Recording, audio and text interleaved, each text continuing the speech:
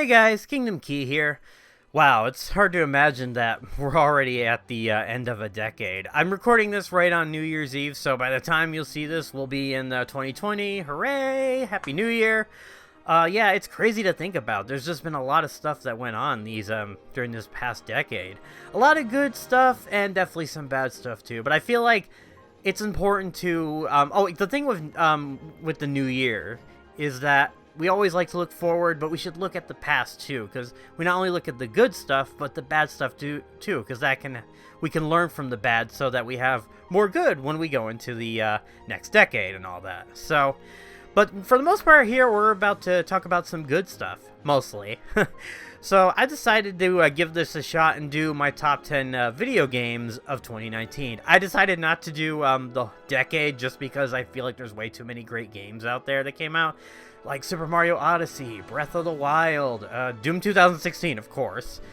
And, yeah, like, I'm just trying to think of other games that came out, but there's just far too many. And I feel like I could do a little bit better with games that came out this year, because they're still kind of fresh in my head. Like, I think those memorable games from the decade, I would remember them too. But, again, this is more recent, so I thought I'd do something like this. So maybe I'll talk more about that in another video or something. But yeah, I'm very excited to do this. And I guess I should start out by mentioning that the games that I picked this year, some of them, they've been kind of hit with controversy, but I still enjoyed them anyway. It's unfortunate because these games have sort of divided people, and I feel like sort of an animosity has come out of it instead of people coming together and sort of starting a dialogue on what we can do to improve these games and how could they be better going down the road. Because I feel like that taking it out on other people and stuff like that, it's not the answer, guys. It's really about just coming together as a community of gamers and discussing, hey, what can we do to make this better? Or maybe you did like it and you want to share that passion with someone else. Yeah, it's kind of an unfortunate time to live in, but I want to try and stay positive. So, but if you disagree with me on any of these games, please let me know. I want to hear your perspective and maybe understand you as a person better. That's what I would love to do. I'd love to do with any of you guys. I want to get to know you more and sort of understand your own perspective on video games and how you see them. But, yeah, either way, I'm very excited to do this. I'm sure I said that already. But, again, I've never done this before, so this is going to be interesting. Now, before we get to our top 10, I do want to talk about a little something special. So, Smash Bros. Ultimate has sort of been considered as a game of 2019. A lot of people have been saying this, and I've been kind of up in the air about it because it technically came out in 2018. So I don't know what to feel about that. I don't know if I should give it a pass and include it into 2019 list. Well, here's the thing.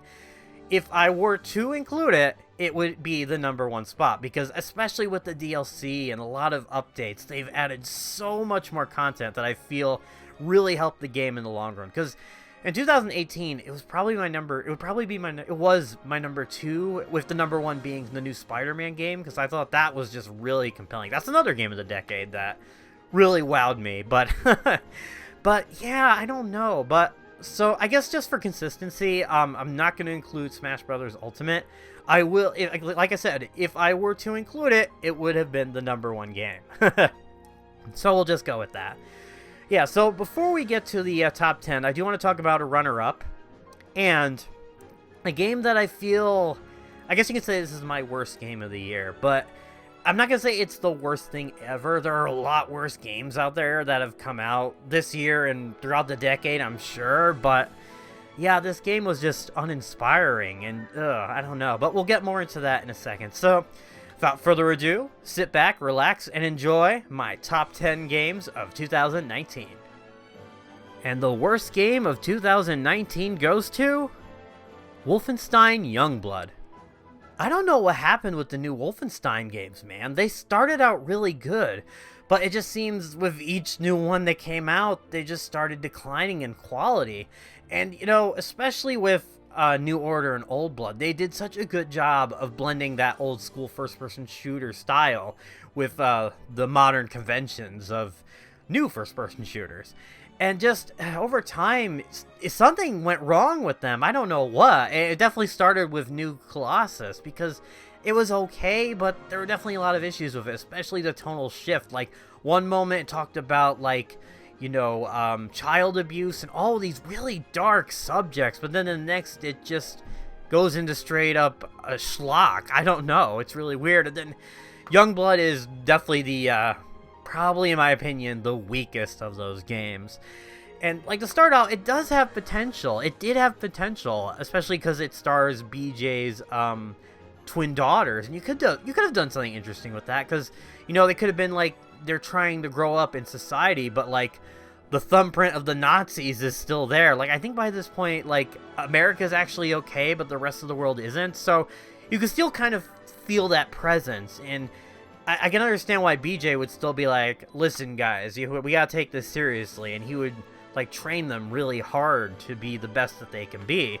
But no, it just you're just so forgettable, bland, and just downright obnoxious at times. And even though, I get it, it's fiction, it's a video game, but still, you kind of want to identify with them, because even the way they first killed their Nazis was like, yeah, woohoo, that was awesome. And they're going into this like they haven't even, like, been out in the field before, so I'm like, oh, this is gonna be great.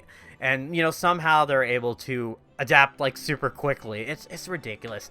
And especially towards the end, there's kind of potential to sort of explore other universes, maybe even tie into the new Doom, wink, wink, nudge, nudge, but I don't know. That probably won't happen. But something about, at least from the story perspective, it felt empty and unfulfilling, and it just seems like it was setting up the final chapter in the new Wolfenstein series. Apparently Hitler is killed off screen. It's like, no! I think we all want to see BJ, see a modern interpretation of BJ fighting Adolf Hitler, just like in the original game, but it would be with all of these new graphics, and it would be an incredible boss fight that would take cues from the original. And I know they kind of did that with Death's Head in New Order, but still, I don't know. I just don't know what went wrong. And then the gameplay. Of course, the gameplay is where it suffers the most. Now, the shooting itself is fine, but the game tries to be a bit more open world. But the thing is, you're going back and forth between mission and mission and mission, and it's not like something like Borderlands, where the world is so huge and vast, and you can just explore for hours and find new areas. Where here, it's kind of constrained, and you have to go back and forth to do these missions, and at the same time, all the enemies will respawn, and they're still at your level, so at times you have to stop and contend with them and just keep going back and forth. And like I said, the shooting's good, but at the same time, it just gets really, really tiring. Now, the way that you have to beat the game is you have to, I believe you have to, I'm trying to remember. Again, I haven't played these games in a while. I'm trying to go off memory here, but there are 3 main areas you go to, and they sort of hold the key to locating to BJ's whereabouts.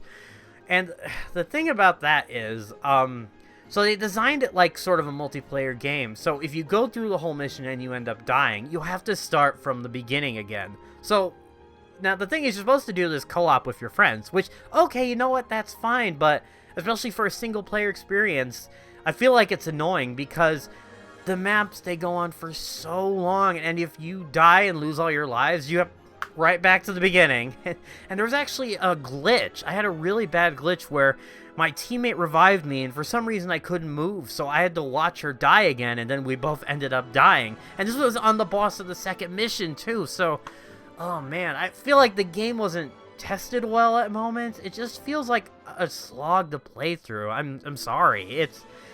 I don't know. Again, I don't know what went wrong. I mean, I hope, at least with this one, I think Machine Games can get a wake-up call from it, maybe realize, hey, you know what, this isn't working, we should really go back and maybe try to experiment with new ideas. Because, again, it has potential. It started to have great potential, and then it just kind of fell flat. But, what can you do? But again, this is far from the worst thing that's ever been produced. There are far worse games out there. But, like I said, the shooting is really good. I think that's its saving grace. Like, the mechanics on their own, they're fine, but everything else just felt tiring, and I was just so bored out of my mind with it. But yeah, that's Wolfenstein Youngblood. Definitely not a great game.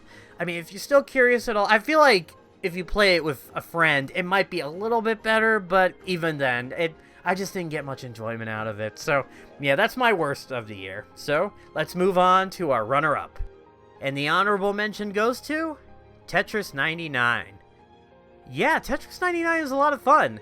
I like the concept behind it, being able to play against 98 other players and sort of go for that high ranking. But I guess for me, at least, at the end of the day, it's still Tetris. Not that I'm knocking Tetris at all. I love Tetris. I think everybody loves Tetris. It's the quintessential puzzle game. We all know about it. People who haven't played many games, they all know about it. It's just a timeless classic. But still, I feel that, like, you know, I've done this song and dance before. I know what to expect from Tetris, and that's probably why it just gets an honorable mention. But again, this is not a bad game at all. It's a lot of fun.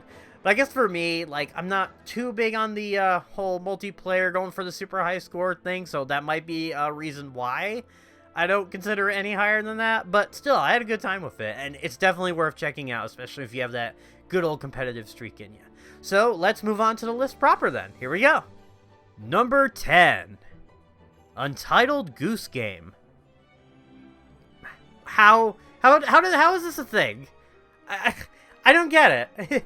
It just came right out of the blue. Some people have said that they've been keeping track on this game for years, but it was the first time I heard about it. It was when it came out, and it just got popular all over. Just the title alone is so baffling. I mean, what you think it would just be like, sort of like the you know, the beta title before they've come up with a final title, but no, that's the title of the game. And it's so weird, but I've talked to people about it, and they said that it's really an endearing game, and after playing it, I could see why. Definitely, I think what works about it the most is the charm behind it. It's the visuals, the music, and just the humor, and just it's kind of a crazy idea too, but it works. Just a goose going around making people's lives miserable. There's something kind of enjoyable about that. I might be a bit of a sadist, so I don't know. It's just funny going, just stealing stuff from people, getting them aggravated, and there's some unique puzzles behind it. I don't know, how did this game get on my list? How is this on my list? But I guess it just shows you there's some people out there who really can think outside the box. Like, I would never have ever thought of something like this in a million years. At first I thought it was going to be something like Goat Simulator, but no, it's a lot.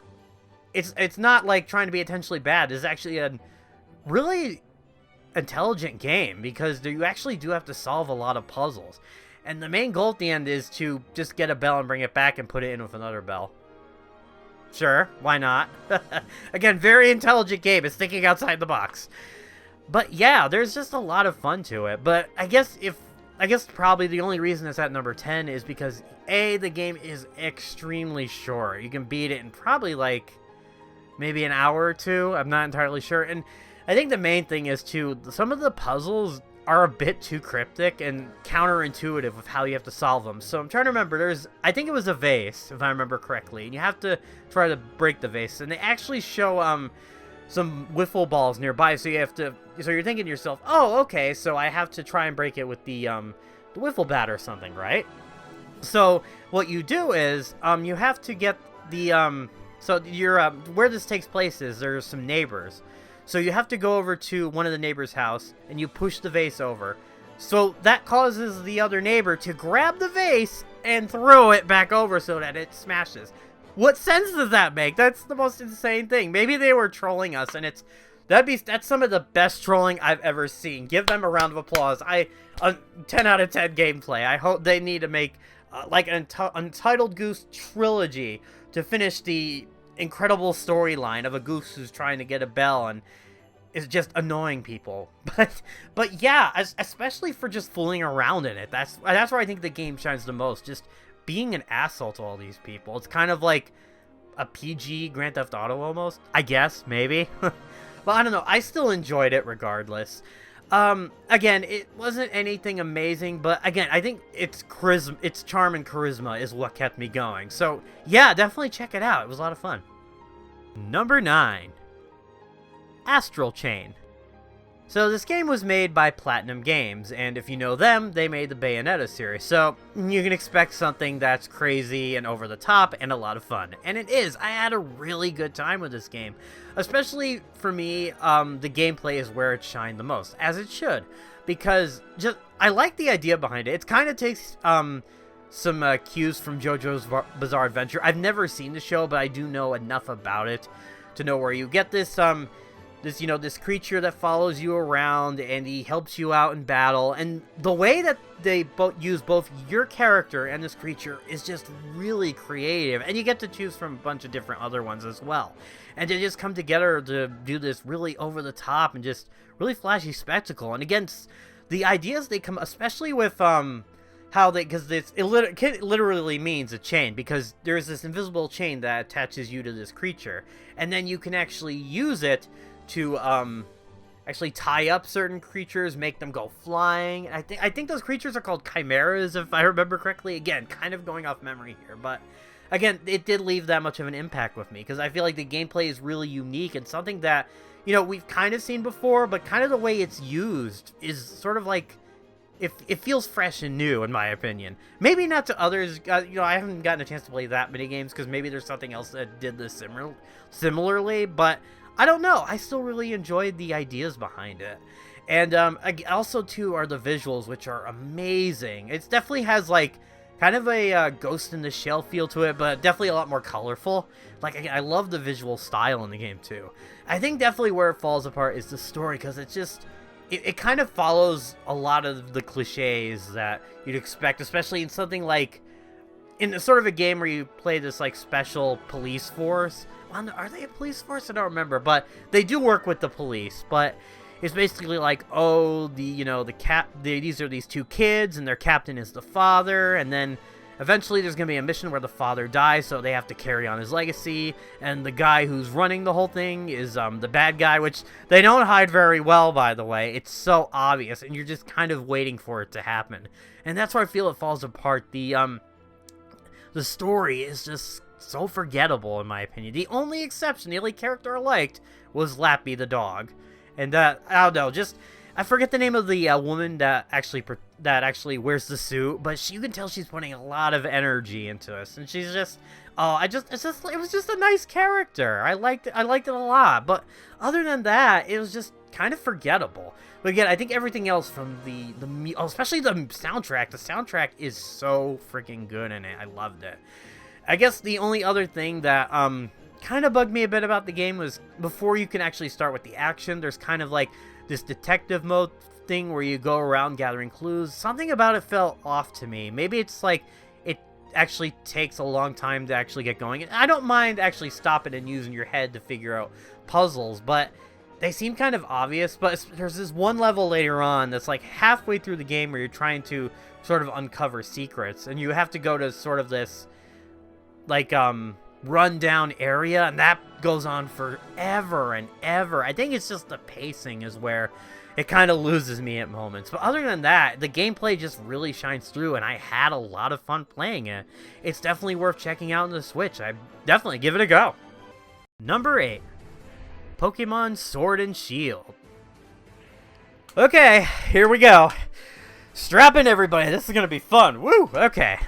So yeah. There's a lot of controversy surrounding Pokemon Sword and Shield. Obviously, the big one being that not all the Pokemon are available in the new game.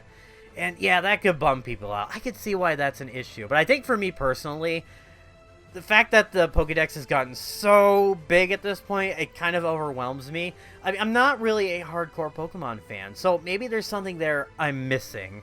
You know, is there a lot of bigger fans out there who have a better understanding of how the mechanics of each game works? Like, they know the exact percentage of, like, you know, the capture rate, or when an attack, like, hits, or something like that. They know that so much better than me. I'm super casual, so I just wanted to go into it with an open mind and judge it for how well it plays, and it's fine. It's fine. I don't think it's doing anything drastically different. I think that's the main thing. Like, there's the Dynamax, I believe that's what it's called, where they turn giant. It's an interesting idea, but I feel like they don't go all the way with it. And the real time you can use it is when you're either in that giant field or when you're doing a gym battle, and that's kind of about it. I feel like they don't explore it much, and it feels kind of like the same like Mega Evolutions in a way. So I don't know. It didn't really do much for me, but again, I'm not dismissing it entirely. It's an interesting concept.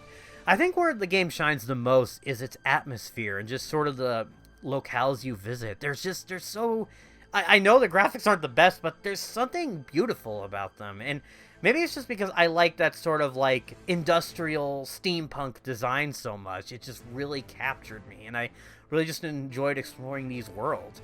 And I actually really like the new Pokemon they came out with, especially Scorbunny, who was up there as one of my favorites. I just love his energy, love how spunky he is. He's just an all-around great Pokemon, and I thought a lot of the others looked great too. Especially there's a Mr. Mime that looks like Charlie Chaplin, so you know what? You gotta give it points for that. Come on, man. But no, and I like the setup of the gym too, because I think with the original gyms in the earlier games, you just kind of walk in and, you know, there's some puzzles you do and all that stuff. But here, there's like something huge and grand about them. And it makes you feel hyped for the upcoming battle against these gym leaders. And I like the designs of the gym leaders too. They all have like, even from their designs alone, you can see that they have sort of really unique personalities behind them. But definitely, I feel like at its core, it's a fine game, but it doesn't do too much new, and it feels kind of standard to me. Like, if you played Pokemon Black, that, especially from a story perspective, the stuff they do in that game is crazy, and just, if the character N, wow, there's just a lot of complexity with him, and it's really fascinating to see where it goes, especially at the end when everything he knew was a lie, and he's kind of taking in the weight of everything that's happened. So yeah, with this one, not so much. It just, again, kind of like with Astral Chain, you know where it's going, you know who the villain is going to be. I mean, the only thing I will give credit for is the rival. I know people are kind of like, oh, the rivals should be total assholes, which, you know, I don't agree with. I feel like, you know, the rival should have a competitive nature to him, but at the same time should be someone you can connect with as well, and we identify with. I will give him credit that the rival here isn't too bad. I mean, he can be annoying at moments, but I think the fact that he's related to the champion in this game, the unbeatable champion, I feel it's a nice mix, because it kind of puts a lot of pressure on you. And there are moments where he's kind of like, you know, I have to try and live up to my brother and all of that stuff, and I want to keep trying to go forward and become the next champion. And I can see why I think it can be a problem, because, you know, he's a kid. That can be a lot of pressure for someone. So I can definitely see that as well. But other than that, everything else just felt very standard, but there was still a charm to it that really pulled me in. It's probably the region. I really liked it. And I did like sort of the big open area as well. And the fact that you actually have to sort of go around a few gyms and then come back to the beginning, then go off to another few areas. It feels more interconnected, in my opinion. Again, nothing spectacular, but I had fun for what it's worth. And yeah, I know I know that people are upset about the whole, you know, not all the Pokemon being there. And you know what? I get that. But for me personally, I was fine with it. And I do hope, like, again, I don't know the full story of what went wrong with Pokemon Sword and Shield, because even sort of the feelings I get this sense that there was a lot of behind-the-scenes craziness going on with the game, and maybe there were a lot of disagreements over whether or not all the Pokemon should be included. And I would love to hear the full story about that. If you ever follow Matt McMuscles, he does Wahhappen. I would love for him to do a Wahhappen on this if we ever get any more information, because I feel like it's sort of important to understand the successes and failures. And I feel like there is potential for a new Pokemon Switch game down the line that will do so much more and will try new ideas. But again, for what it is, it's fine. I enjoyed it. It's nothing spectacular, but at the same time, there was enough there to keep me engaged. So take it for what it is, and again, just let me know in the comments how you feel about it. I would love to hear your opinion on it. So yeah, without further ado, let's move on to the next game. Number 7. River City Girls. So I never actually played the original River City Ransom. I've seen clips of it, and it looks pretty ambitious for its time. It wasn't just like, you know, Double Dragon, go from left to right, punch, punch, punch, fight, fight, fight. It was actually, you had to go around this whole city to, you know, find certain things and go get items to power up and actually level up by fighting these characters. It sounds really like an interesting game for its time. But, you know, I got to play it in the form of River City Girls, because what it does really is just, it flips the roles. It makes the girlfriends the star characters now. And I think what really works about this game is just the fun factor. Everything about it is just fun. It's not uber serious. The characters are just wacky, and the comedy is spot on. It's hilarious. I think that's what just makes it just good. It's just a fun game. It's just really charming. I love the animation style. The music is awesome, and the fighting is good. I think that's the thing that can make it or break it for people, because it is a beat 'em up and there's only so much you can do with it, and the game does go on for quite a while. But I think what helps too are the unique boss fights. Again, every character is just really memorable, really quirky. You kind of want to get to know them more, and again, they just have some of the funniest lines. And also too, the voice acting in it is really good. They have some really good voice actors to bring these characters to life. Yeah, there isn't too much I can say about it. It's just a fun time. Oh, I do have to mention this. I love the nods to Double Dragon. Speaking of, the fact that they actually got a Bobo to make an appearance in the game. He's actually a boss! That is so freaking cool. I'm glad that people are still remembering a Bobo, especially... I think a Bobo's Big Adventure certainly helped with that. You know, the thing that sucks is I've never actually played that game. I really should, even though I've kind of had it spoiled for me already. But I mean, I love my NES games, so it's perfect for me. What am I doing with my life? Just sitting here talking about video games. I should be out playing more video games, damn it.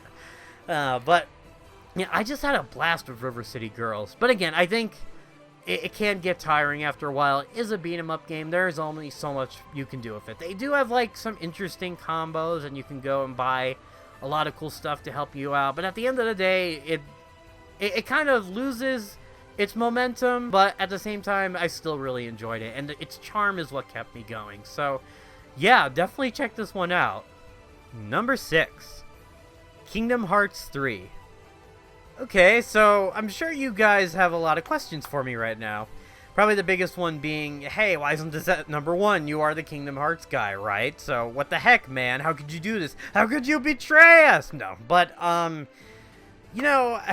I might have massive love for a certain series, but I'm not gonna, like, just stand here and, like, ignore the feelings I have if there's something wrong with it. You know, I want to say how I feel. I don't want to keep them, like, bottled up and just try to ignore it and be like, no, everything's fine. Like, that dog in that classic comic of that dog in the fire where, like, this is fine. Everything's fine. But no, there are some really good things about Kingdom Hearts 3 that I enjoyed. I felt the combat was refined. You know, despite some of the floatiness of it, I still was able to get into it. I love the Keyblade transformations. Those are just a blast to use and experiment with. And I like a lot of the worlds you visit too, except for the ones based on Tangled and Frozen. Especially Frozen, because I feel like there's a lot of backtracking in that one, and you're just going back and forth, and I'm just like, oh, when will it end, please? But other than that, yeah, there were a lot of good things. I think it's the first 2 acts is where it really shines, both in terms of the gameplay and the story. But I did a whole review on it if you want to know more about it. But it's really the 3rd act where everything falls apart, because you have all this great build-up, and then when you get to the 3rd act, it just goes on far too long, and some of the choices the characters make really don't add up to anything, especially the end with Xehanort's motivation, how he just changes on, like, the snap of a finger. And to be fair, maybe this will be addressed in the DLC. I almost want to put this as a temporary number 6, because the DLC is coming, and already it seems like it's addressing a lot of the complaints, which is very good. And I'm hoping that because of that, I can put this higher up on the list down the line. But for right now, I kind of want to go with it as is.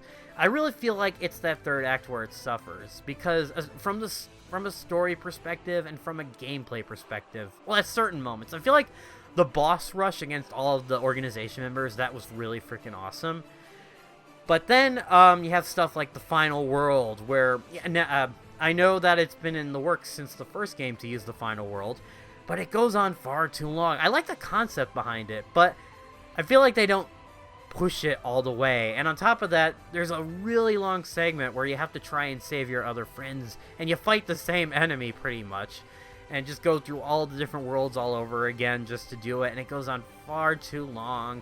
And then when they get to, like, you know, the main part, like, there's some good moments too, but then there's certain times where you're wondering how the heck certain characters return. Like, I think they try to explain it at certain points, like of how Roxas got a body and all that stuff, but how he got there so the graveyard was unexplained. I think Normura, I hope I'm pronouncing his name right. You know how good I am with these by now. I think in an interview he stated kind of the reason, but it felt kind of weird. But, should I really expect any less from this series at this point?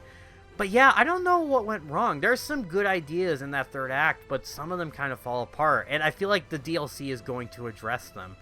Fingers crossed. I mean, they already have Final Fantasy characters coming back.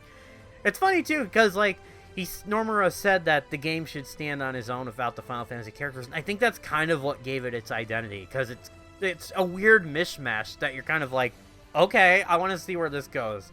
It sounds so strange, I just have to check it out. But it's good that they're bringing them back.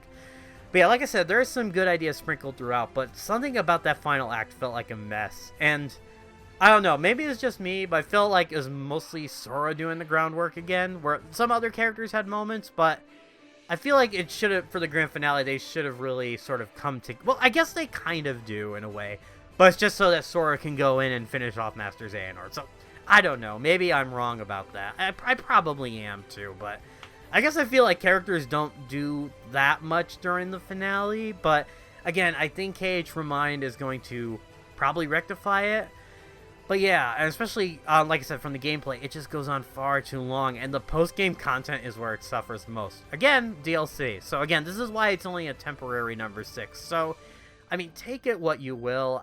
There are a lot of aspects I enjoyed about the game. Again, especially the worlds, they're a lot bigger too, so there's a lot more exploration, and the visuals are outstanding. The music, of course, 100% awesome as always.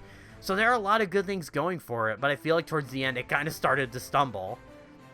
I mean, it didn't fall all the way on like its face like the Rise of the Skywalker did, but I don't know, man. There's just these conflicting thoughts in my head about this game where I wanted to feel like, yes, this has been so worth the wait, but at the same time, I see these little problems and I'm just kind of like, I don't know. I really don't know. But, again, I don't want to pass too much judgment because, like I said, the DLC is coming out next month. So, I definitely will do a follow-up video. And I actually wanted to try something different with that follow-up for the DLC. So, again, temporary number 6. Still really enjoyed the game.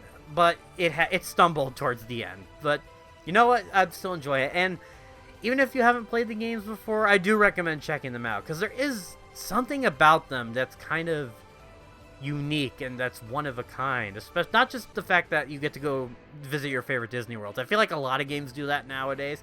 I almost feel like they take inspiration from Kingdom Hearts for that. But just kind of the strangeness of the plot and how absurd it gets, especially with everybody becoming a Xehanort, as a lot of people have joked about, and time travel and all this other stuff. It doesn't really exist in its own reality. It's kind of fascinating that way, just to see how batshit insane it can get. Still, it's definitely worth checking out, and hopefully the DLC will bump up its ranking on the list. This video's getting pretty long already, so we'll continue this next week. See you guys then!